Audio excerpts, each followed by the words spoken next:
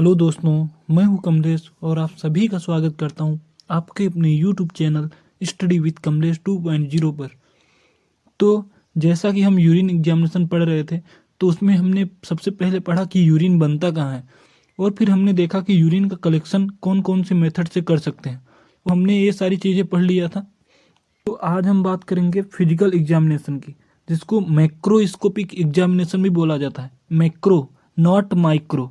Microscopic अलग होता है, मैक्रोस्कोपिक अलग होता है, ध्यान रखें। फिजिकल को मैक्रोस्कोपिक बोला जाता है, माइक्रो नहीं।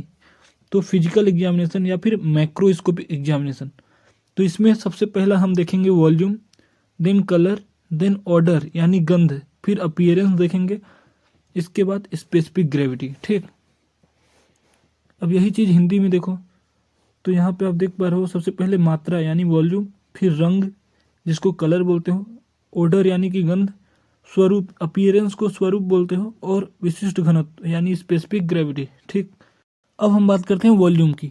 तो यहाँ पे आप देख पा रहे हो जो नॉर्मल वॉल्यूम होता है ना, 1 से 1.5 लीटर पर डे होता है। यानी एक दिन में आप लगभग 1 से 1.5 लीटर यूरिन आउटपुट करते हो या फिर यूरिनेशन करते हो, यानी कि मूत्र विसर्जन करते हो। ठीक, तो अगर हम बात करें नॉर्मल यूरिनेशन की, तो 1 से 1.5 लीटर पर डे होता है। ठीक, कुछ बुक्स में क्या होता है 0.5 से 2 लीटर भी लिखा रहता है। तो दोस्तों हमारा जो नॉर्मल वॉल्यूम होता है ना, यानी कितना वॉल्यूम आप यूरिनेशन करते हो, तो वो होता है 1 से 1.5 लीटर पर डे, या फिर 0.5 से 2 लीटर पर डे भी बोल सकते हो। दोनों सही है, क्योंकि एक रेंज में होना चाहिए। जरूरी नहीं कि कोई अधिक बोल दे थोड़ा सा या फिर कम तो गलत हो जाएगा, नहीं, एक रेंज में है तो सही है। अब देखो फर्स्ट कंडीशन है पोली यूरिया। पोली यूरिया क्या बोलते हैं? पोली मतलब होता है अधिक, यूरिया मतलब यूरिन, यानी कि दोस्तों पोली मतलब होता है अधिक और यूरिया मतलब यूरिन।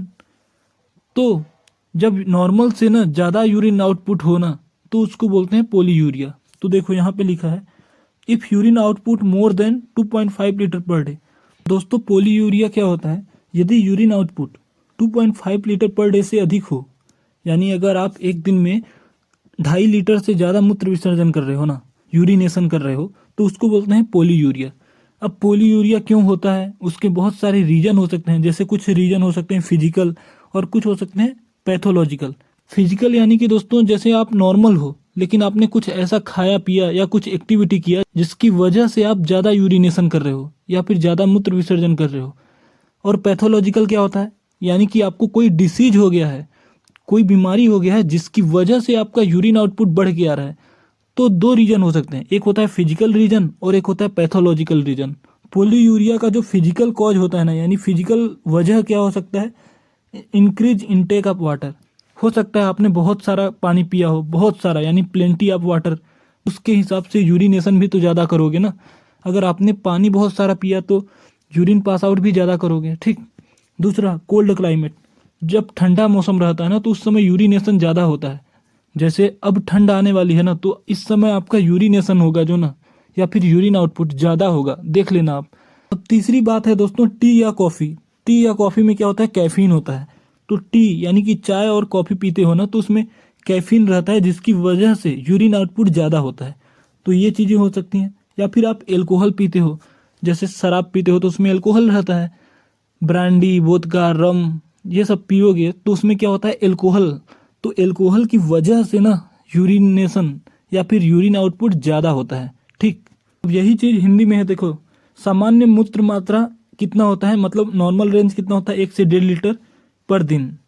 ठीक, कुछ पुस्तकों में 0.5 से 2 लीटर पर दिन को सामान्य माना जाता है। तो मैंने यही तो बताया कि नॉर्मल रेंज एक रेंज में होना चाहिए। जरूरी नहीं कि आपने एग्जैक्ट बोल दिया। एग्जैक्ट कोई चीज़ नहीं होता है यार। कहीं भी किसी भी लैब में जाओगे ना, तो हर जगह का जो नॉर्मल रेंज होता है ना, थोड़ा कभी कम ज़्यादा दिखेगा, आपको वेरिएशन दिखेगा उनमें। तो सबका अपना एक स्टैंडर्ड होता है। जरूरी नहीं कि जो आप बोल रहे हो वही सही है। कुछ पुस्तकों में 0.5 से 2 लीटर पर डे भी लिखा रहता है, कुछ में 1 से 1.5 लीटर लिखा रहेगा, कुछ में 1 से 2 लीटर भी लिखा रहेगा। तो सभी सही है, ऐसा नहीं कि कोई गलत है। अब पोलीयूरिया क्या होता है? यदि मूत्र का उत्सर्जन 2.5 लीटर पर दिन से अधिक हो तो उसको पोलीयूरिया बोलते हैं। अब इसके शारीरिक कारण यानी फिजिकल रीजन क्या हो सकते हैं? अधिक मात्रा में पानी का सेवन, ठंडा मौसम, शारीरिक कार्य या अधिक शारीरिक गतिविधि। जैसे मान लो आप नॉर्मली ज़्यादातर काम नहीं करते, ठीक, अब मान लो आपको कुछ काम आ गया, ठीक, तो आप उस दिन बहुत सारा काम किए, जैसे मान लो खेतों में आप गए और वहाँ फावड़ा चलाना है आपको, तो आप फावड़ा चला रहे हो खेतों में जाके, ठीक, तो उस दिन आप पानी भी ज़्यादा पियोगे क्योंकि फिजिकल एक्टिविटी आपने ज़्यादा किया, तो पानी अधिक पिया, और जब पानी अधिक पियोगे तो यूरिन पास आउट भी ज़्यादा करोगे। अब कैफीन का सेवन मैंने बता दिया, शराब का सेवन, इससे भी यूरिन आउटपुट बढ़ता है।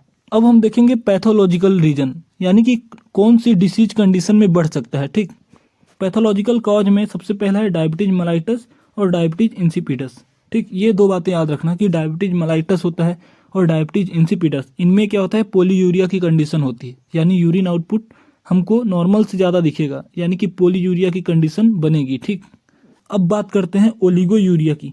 ओलिगोयूरिया क्या होता है, if urine output is less than 400 ml per day, यानी एक दिन में यदि आप 400 ml या उससे कम यूरिन पास आउट कर रहे हो ना, तो ओलिगोयूरिया है, यानी आपको ओलिगोयूरिया की कंडीशन है।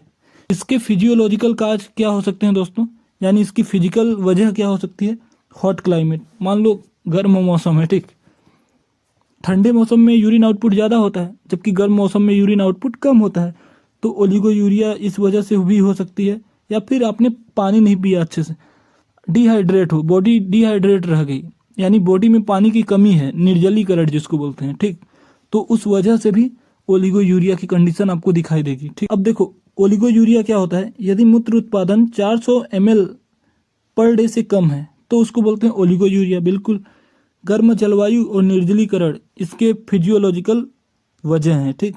जब यूरिन आउटपुट बहुत कम हो जाता है ना, तो उस कंडीशन को बोलते हैं एन्यूरिया।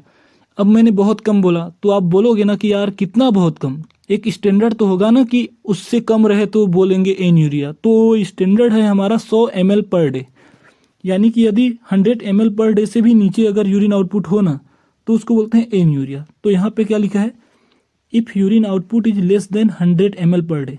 इसकी वजह क्या हो सकती है, मैंने अब देखो इसमें फिजिकल और पैथोलॉजिकल काज दोनों को मिला के लिख दिया है, ठीक। तो देखो कॉज क्या हो सकते हैं, शॉक, किसी चीज़ को आपको शॉक लगा हो, जैसे मान लो इलेक्ट्रिक शॉक, हीट शॉक, कुछ भी शॉक लग सकता है। दूसरा है हीमोलाइटिक ट्रांसफ्यूजन, तो हीम यानी ब्लड होता है, लाइटिक मतलब क्या होता है, टूटना।